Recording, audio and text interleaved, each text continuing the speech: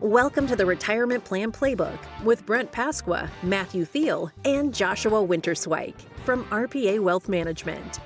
In this podcast, we cover current events, retirement planning strategies, and provide you with the tools to help you build a successful retirement playbook in any political or financial landscape.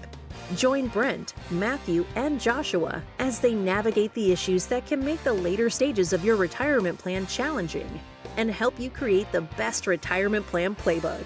Now, let's get to the show.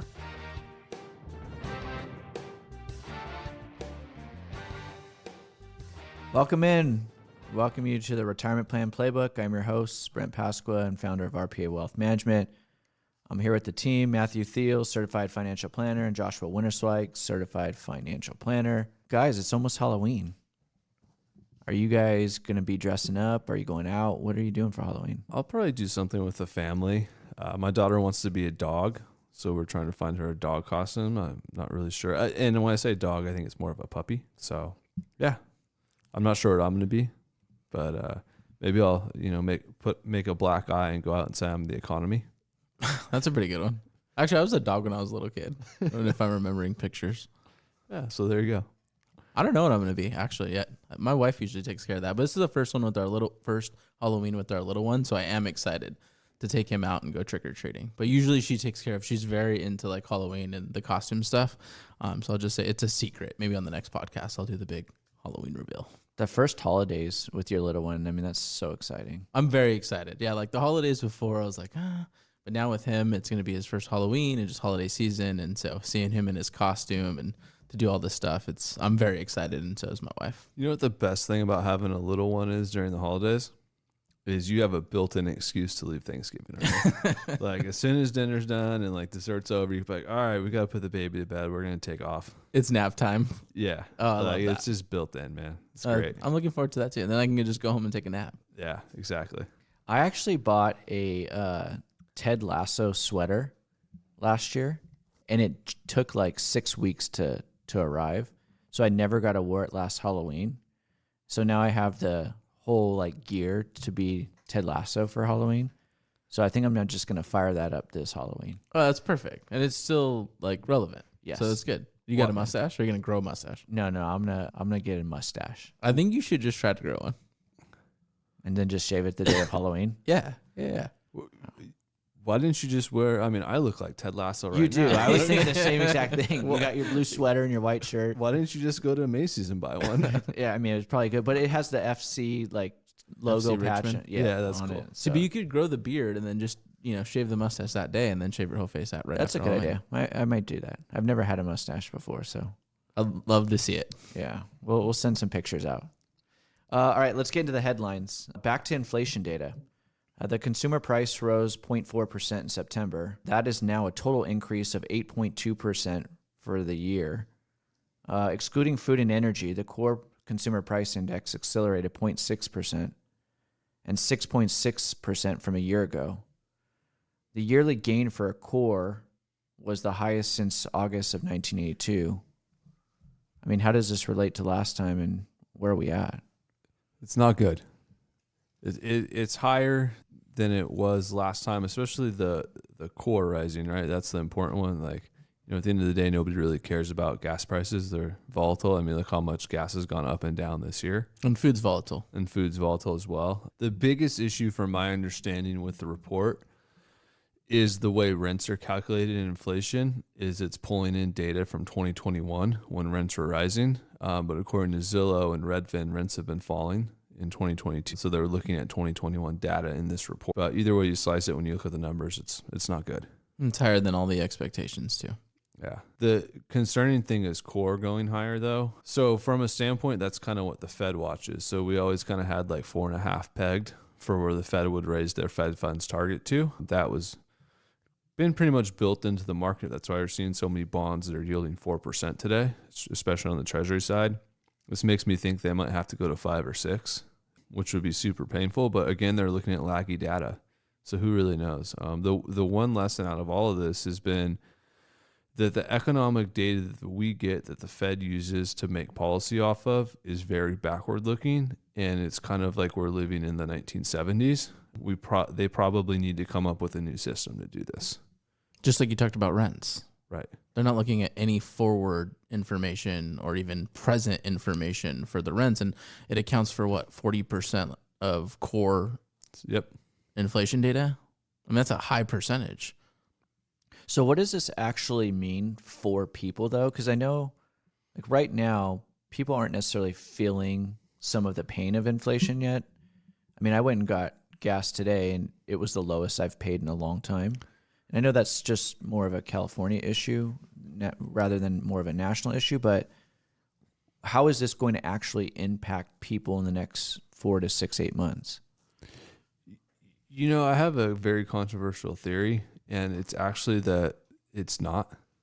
And I think that a lot of people who are mad about inflation, or sure, food's gone up a little bit, but $10 extra, $12 extra on your grocery bill probably really isn't going to impact our type of clients, right? Like our clients, the high net worth individuals, it's really going to hurt lower income people who are living paycheck to paycheck, which is sad.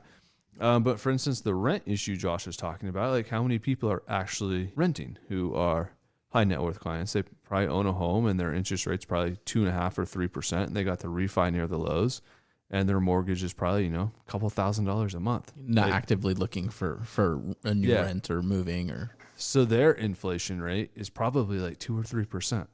And inflation hasn't been high for a long time. So Right. like this is like the first experience like we've had in 15 years of like this type of inflation, even longer. Yeah, going back to the 80s. So, a little bit of inflation, like you're saying, especially with good unemployment numbers still, wage growth still pretty good over the last couple of years. People aren't in as bad of a situation, and their personal financial situations got really good over the last 2 years through COVID. Savings rates were at all-time highs. Debt was at all-time lows. So are you really feeling it that much, like you're saying? Yeah, my opinion is no. The other headline that we have can bring a little bit of a bright spot and some good news, especially if you are collecting Social Security. Social Security checks are increasing in 2023 by approximately 8.7%. Now, has that been fully announced and confirmed, or because I know it takes effect at the beginning of the year, but do we know if that's actually been confirmed? Yeah, I think on the show 3 or 4 shows ago, we kind of made a hint that Social Security was going to rise, but we were waiting for the official number. I believe this 8.7% is the official number. And Medicare Part B premiums are actually declining by $5.20 a month, which actually is very helpful because historically we've seen as in Social Security has increased, we've seen Medicare increase similar rates, and it's kind of been offsetting, but this isn't happening. I think last year Medicare Part B increased by like over 5%. This is a drop of over 3%. So just to put it in percentage terms, which is a good net gain for the cost of living increase for Social Security. Boomers are just making out on this economy. Like you buy a 10-year treasury right now for 4%. Lock that money away for 10 years, you get 4% interest. Social Security is rising, keeping up with inflation. Medicare premiums are decreasing. Most likely their houses are paid off or almost paid off, or they locked in a mortgage rate at 2.5%, 3%. What a great time to be a boomer retiree. It's not awful. And it plays right back into what you were saying right before with the inflation data, right? With this cost of living increase. But I always think of my grandma whenever I see the increases to Social Security, because when they come in, she says, "Oh, I got a raise." And one more point. The dollar's at like 40-year highs against every major currency. Like it's at parity with the euro. It's almost at parity with the pound. Like what a great time to do international travel. Like these boomers, man, they're making out. And one other factor, I mean, if you're 5 or 10 years away from retirement, let's say you're not even collecting Social Security yet, these last 2 years of increases substantially helps you because it's actually giving you a substantial increase for when you go to retire. Absolutely. Oh, and you know whose pocketbook this is coming from? This is coming from our pocketbook because like we've always told clients, all they're going to do is raise the wage base on the younger generation. And that's exactly what they did. So that's how this raise is getting paid for. Now the wage base is higher. It's $150,000, I believe. I think it's $160,000. Is I think it it was like $160,000? a $12,000 increase. Wow. So, yep, you're welcome. All right, let's get into the retirement planning corner. Today we really want to talk about a review of last quarter because this year has been substantial market movements that we've seen throughout the year. And last quarter, we did a market review where we went through what happened during the quarter. And we want to talk about, where we were, obviously at the previous quarter, but where we are right now. Let's start with the market check and see how did the markets actually fare out in the second quarter. Yeah, it wasn't good data for the quarter. U.S. stocks down over 4%, international stocks down over 9%, emerging stocks down 11.57%. We even had real estate and the bond markets are down too. Bonds down negative 4.75%, Brent. So just not good across the board for this last quarter. And how are markets actually doing this year with this data of what just happened last quarter? Now how's it look for the year? Not good. And, we're pretty much, in my opinion, locking in negative returns this year across all major assets. But U.S. stocks down over 24%, international stocks down over 26%, emerging markets down 27%, real estate down 29%. And then finally, and this is the big one, this is what hurts, the bonds down almost 15%. And bonds are that part of the portfolio when you're creating a portfolio for a client, or you're out there creating your own portfolio where you want the bonds to dampen volatility, and the bonds just haven't done that this year. Down 15%. That's why rates are higher, but it's just been painful for people who have been in bonds. I guess the disappointing thing on where we are right now comes back to, I think, where we were in August. In June, it felt like it could have been potentially the bottom, although none of us really thought that was the bottom. But we made half of the losses back by the middle of August. And then, the Feds did that meeting in Jackson Hole. And now here we are sitting substantially back down below the lows of the year again. Yeah, absolutely. And the one thing is, the Fed is going to be a big theme of today's podcast. We'll talk about them, I'm sure, in multiple questions. But Jerome Powell, the president, and, all the Federal Reserve governors, they want rates higher, and they're going to keep pushing rates higher. And, that's going to impact financial assets. But the one thing is, it's always short term. It's never long term. And rates will come back down and markets will stabilize. What has caused the markets to pull back then? Just start with inflation. It was one of the headlines here, and then that inflation data really hasn't changed all year. So you can see, markets are still lower and inflation is still high. The Federal Reserve is still raising interest rates, and there's a recession fear. And so, the combination of these variables has really just brought so much uncertainty, fear within the markets, and just from a technical standpoint, the negative downturn. Yeah. And, just to bring back the Federal Reserve, they are literally saying, hey, we want asset prices down. We want home prices down. We want stock prices down. They're even, in a way, saying to employers, we want you to fire people. We want people to lose their jobs. We want wages to stop increasing. And, so far, some of the only assets that have listened has been the stock market. Thankfully, we don't have job losses. Wages are still increasing, but that's impacting inflation. It hasn't changed much. Like the Federal Reserve, one of their only tools is raising interest rates. And raising interest rates doesn't necessarily affect all of these inflation areas that we had talked about. That's why it's kind of stabilized. It hasn't changed or continued to go down. And it's just their words, right? They're trying to strike fear with their words into the market. Market reacts, but there's not much that they can do and hasn't changed, and the markets haven't had an ability to recover. Yeah. I mean, the fear part's worked, right? Yeah, no, absolutely. Markets are down. I mean, everyone has less money than they did at this point last year. Is there anything to be optimistic for outright at this point? Oh, yeah, absolutely. I mean, this is the time when you should be most optimistic. Most people think backwards about it. Like last year, we were talking about trading pictures of monkeys and NFTs, and the market was booming. We were. Cryptocurrency. I was having fun, but cryptocurrency down 60%. Everybody was overly optimistic. We kept going back to the punch bowl. We were like, just one more drink. And now we're dealing with the hangover. But that's the time when you should get up, sun rises, and get to work and find good investment buys. But I have some really good data here, and this data is following peak inflation. Now, earlier in the show, we mentioned that inflation was a little bit higher, right, than expected, especially on the core side. That said, the 12-month inflation rate looks like it peaked in June. That's still standing true, at 9.1%. So far, that's been the highest reading we've had. And what we could do is we have data going back to 1926 to look at stock returns and bond returns following peaks of inflation 12 months later. And on average, stocks increased by 21% and bonds increased by 9%. And this is going back all the way to 1926. There was only 1 year where stocks following peak inflation had negative returns, and it was in 2008. So in summary, markets do very well on average after peak inflation. Correct. How long would you predict that takes to really start to change?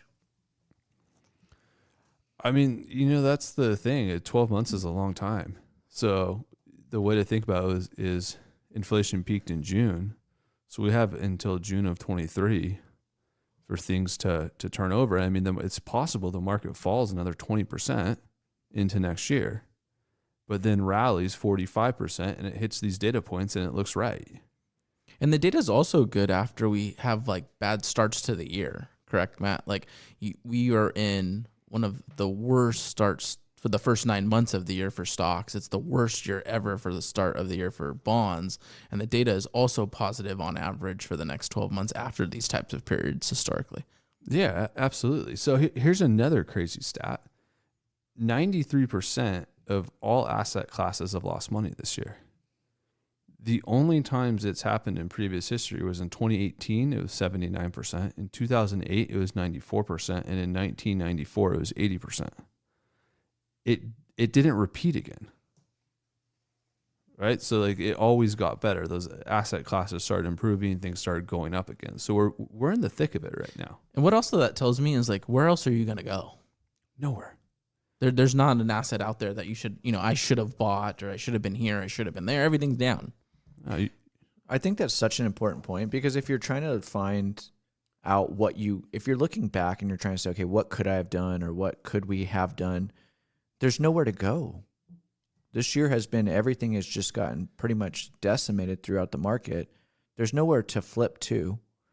But as we had talked about in previous podcasts, the market was overvalued last year. You can see that now. But this is a great opportunity for younger people as well. Yeah, absolutely. I think we've only had drops this big or larger 15 times since 1926. So like there's only been 15. I look at it as there's only been 15 types of these sales throughout history. Take advantage of the sale, especially if you're younger or you're just still buying assets or have the capacity to still buy assets for anyone in that spectrum. So what are some long-term stories that we should be following or looking at to maybe help us determine what could also affect the markets over the next several months? Yeah, so there's a few that we're monitoring. I'll start with just the midterms. That's a big unknown. I mean, we could look at the polling and see what's going on. Once the midterm elections are over, the market will have clarity. It's looking like for the majority of the Republicans are going to do pretty well, but that data could change. And we have some cool data on what happens after midterm elections. And the average fourth quarter return since 1926 during a midterm election year is higher by 6.5%. So again, here's a data point that's suggesting stocks are probably going to move higher. Typically, the worst month of a U.S. election cycle is September, and that's the month we just exited. And then October, November, and December have rates of return of over 2% on average. Yeah, and I think it's important that September was awful. September was bad. Yeah, it was really bad. I think that though that data too, just in my mind, as we go into the midterm elections and with these years, it seems like through a lot of the political research we've done, is once we have a better idea of what's to come and what's going to happen and the election's over, like you said, that uncertainty's gone and the market reacts positively. Like we're no longer guessing what's going to happen, and now we can plan for the future. The market does not like uncertainty. I always point to the election with Donald Trump, right? Donald Trump won the election. Immediately, the market was pointing lower by about 5%, I believe. Yep. And then the market opened, 9:30 a.m. like it does every business day in New York City, immediately reversed and started going higher, and it never looked back. And once that fear, that unknown had been taken away, okay, we know it's Clinton versus Trump and Trump won, boom, market was off to the races with Trump's pro-business policies. How much do we? I know that there's now, there's fear going around globally with this war in Ukraine and what could potentially happen. And, none of us really know for certain how this thing's going to end.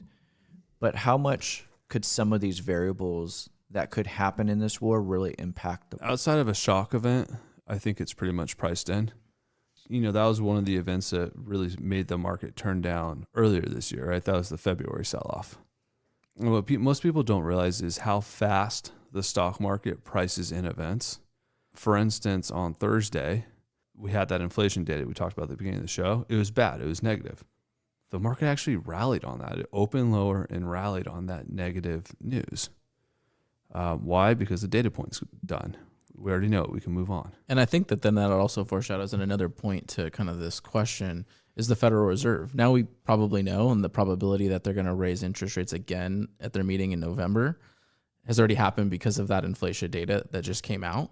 So those are two headlines or stories that have already been solved for the rest of the year. Yeah. Inflation data for this last month and the Federal Reserve raising interest rates in November. Market said, hey, we know what's going on now. Let's move forward. Right, and then you have the midterm elections, and then maybe there's a little bit more to know in the market at that point. Yep. Yeah, absolutely. I mean, how can these stories, though, impact the stock market over the next 6 months to a year? I think you always got to think of these as these are the kind of the negative worries, the wall of worries, as you say. And, short term, you're looking at downside. These are all stories that could cause downside, but they also could cause upside. For instance, let's talk about something that could make the market rally a lot. If after the next Federal Reserve meeting, they mention something like, we're going to pause interest rate raises and let the data come in over the next 2 months. Market would probably rally 10% straight up. You can make that argument with a lot of these stories, right? Absolutely. Just a little bit positive news in each one of these headlines and the market's waiting. It's looking for this positive news, and as soon as it changes, you can see a big rally. Which is why you don't want to be on the sidelines, why you don't want to go to cash, because the news headline's going to come, and before you even know it, you're going to turn on the TV and it's going to be priced into the market, and you're going to have missed it. Perfect example with the inflation announcement. Mm-hmm. I mean, the market shot up over 2% in one day, and you missed out on that. Yeah, and I think, you go back to March 2020 in that March 23rd period, we reached the bottom, and the next 3 following days in the market, it had then rallied back and made back over a third of what it had lost in just 3 days.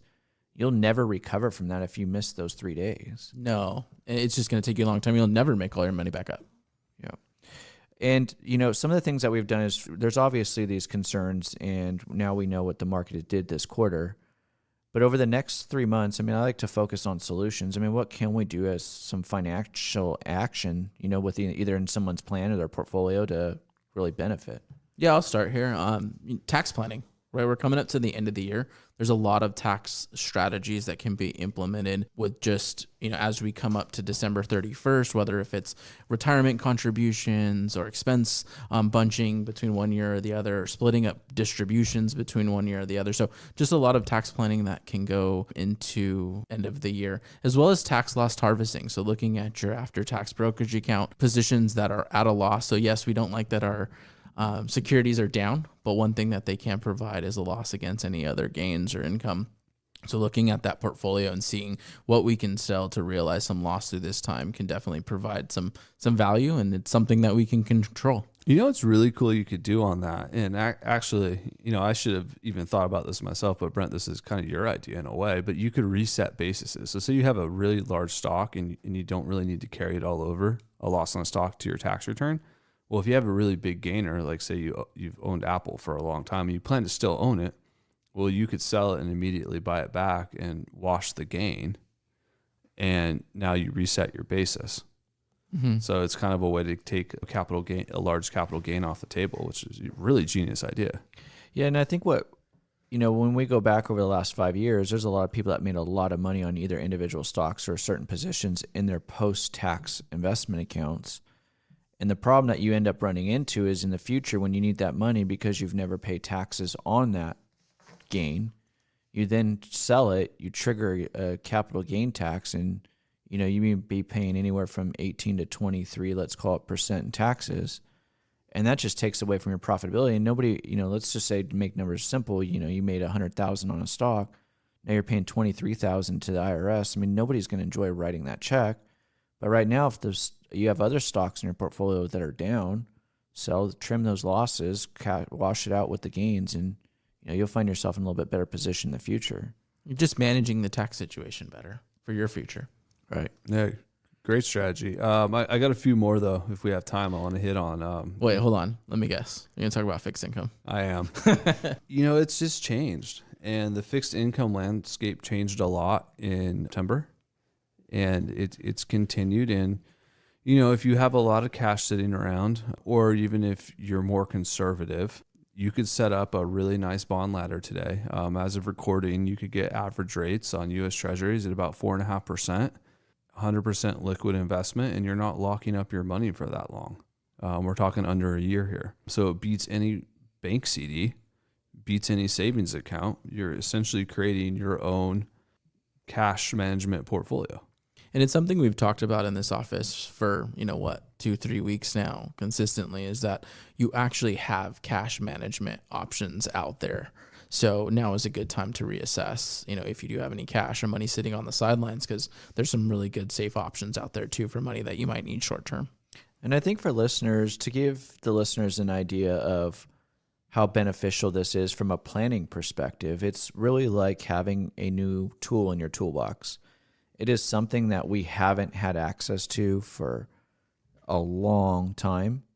And now we're able to actually unleash this new tool. And it's going to be extremely helpful in creating safe cash flow, guaranteed interest, and another just way for a client to have accessibility to make money. And it, like you said, Matt, earlier, boomers are now in the perfect position for retirement. I thought the same thing. That's what I was thinking while you were talking. Little conspiracy theory here, but do you guys think it's funny that the Federal Reserve is all boomers, and right about the time they're all getting ready to retire, they jack up rates, and they're all switching to fixed income now? They know exactly what they're doing. Yep. Okay, so let's get into the last question I have, and that's, what are you doing differently in your financial plan this quarter? I'll go first. I'm running a cash management bond ladder strategy with my, emergency fund and the funds I essentially don't need right now. And Practice what you're preaching. Yeah, absolutely. And then look, this is the time where you want a dollar cost average. You want to throw a lump sum index fund, Spider Index, Vanguard Index Fund, pick your poison. Then you want a dollar cost average, few $100 a month, $1,000 a month, whatever you can afford. And you're going to get rewarded over a 10 to 20 year period. So that's what I'm doing. I really like that you're practicing what you're preaching here, Matt. Good job. I am just expense awareness. I think that this time going into the end of the year, I don't like to use the word budgeting, but just making sure, right? We're going into the end of 2022. Holidays are coming up. That's an expensive time for a lot of households. And it's just been a really tough year. So, bring some expense awareness to the household. Make sure you're looking at your categories and really adjusting any boulders that have gotten too expensive within that transaction log. So that's what I'll be doing from now until the end of the year, especially as summer's wrapping up and the holidays are here. Yeah, and just don't overspend. Yeah. This is just a time where we spend money on things that you don't really even need. Right. Yeah, no, totally. Cut something out. Be a little bit more prepared, especially in a tough year. What I'm going to be doing is what we had already talked about, and I've already done some this year, and I'm going to do more. And that's, I bought some stocks over the last several years, and some of those are down. The big risers, the Zoom and Pelotons, and some of those that I bought, which were substantially growing over a 2-year period, are now negative. But I also have stocks I bought 5-7 years ago that I can trim. And so I'll start trimming and paring back some of those and washing out some of those gains. And I think that will be extremely helpful over a long period of time, because I can reset the basis. I can pull some of that to my tax return. And we've done that a ton with clients so far this year. Generally, we've waited towards the last 2 months of the year to really do what we call tax harvesting, where we sell losses to carry through the tax return. But this year, you don't need to wait for the end of the year. We don't know what's going to happen. If the midterm election is going to cause a rise, then it's probably better to get it done now than trying to wait to the end of the year, because those losses are going to change and that those gains are going to be different then. Yeah, you know what you know now, and you can control it now. So why not start? Yeah, pruning that portfolio. Love it. Yeah, and the other thing that I think is important for listeners, though, is just make sure everything within your plan has a purpose. You know, whether it's your savings account, your emergency fund, your investment account, your 401k contributions, just know with every detail, you know everything that you're doing within your plan, because it's so critical at this time that you're squeezing extra interest when it's out there. It's out there right now. Mm-hmm. Good. All right, let's get into RPA recommends. Josh, what do you have for us? Have you guys ever had a mezcal paloma? I have, actually. I probably have, yeah. Okay, mezcal with like some sort of grapefruit juice soda. Well, I went on vacation, just got back last week. It was very nice. Had a great time with the family. But that was my drink of choice in the pool, and just really enjoyed it. Mezcal's a little bit more smoky than like tequila, so it balances kind of the flavors really well. But that was my drink of choice. So if you have never had one, I'm sure if you go to your local watering hole or your favorite bar, mezcal paloma. That's my recommends. Nice refreshing drink on a hot day. Yeah, I know summer's wrapping up and my vacation was at the pool, but it is still good now, especially in Southern California. It's not cold yet. What do you have for us? I don't have any products to recommend. I don't have anything fun like palomas or what you're going to recommend, Brent. But one of my pet peeves is when I talk to people about investing and they tell me, I wish I would have bought X, Y, and Z in 2008 or X, Y, Z in 2020. I would have made so much money. Well, here you are. We are now down, 25%, like we said at the top of the show. You're in the thick of the storm. We're coming out of it. And this is your opportunity to buy X, Y, and Z down X%. If you don't know how to do it yourself, go to Robinhood, download the app, go to Betterment. They're great as well at creating diversified portfolios, or hire an advisor to help you. But now's the time to be buying stocks. Great point. I think also, it's that don't be fearful, right? It's the Warren Buffett saying, be greedy when people are fearful. There's a lot of fear out there right now. Yeah. Here's the opportunity. All right, I have a recommend. I'm embarrassed to say this, but for many years, I've drank coffee out of a Keurig. And I've used pods, which is for all the coffee snobs out there, or for anybody that likes real coffee, like that's just like, I think, bottom of the barrel. It's just the most convenient. I don't think with coffee snobs, though, that's their first choice. Yeah. I drink coffee and I would consider myself a coffee snob. And I would have to be very desperate to even sip a Keurig coffee. Yeah, so there's a lot of people like Matt out there, and at some point I had to get away from little plastic cups that probably put plastic in my coffee. Wait, you don't use a French press every morning? No. Oh, yeah. So this has been a bad situation that I've just not gotten away from, but I decided to finally step up my game. Did some research and found a coffee maker that I thought was probably the best for us, made the most sense, and I didn't have to spend $2,000 or $3,000 on, because I didn't know this, but you can get to some really fancy machines. And we got a Mocha Master, and it's called the Glass Carafe coffee, but fantastic. We now have the beans.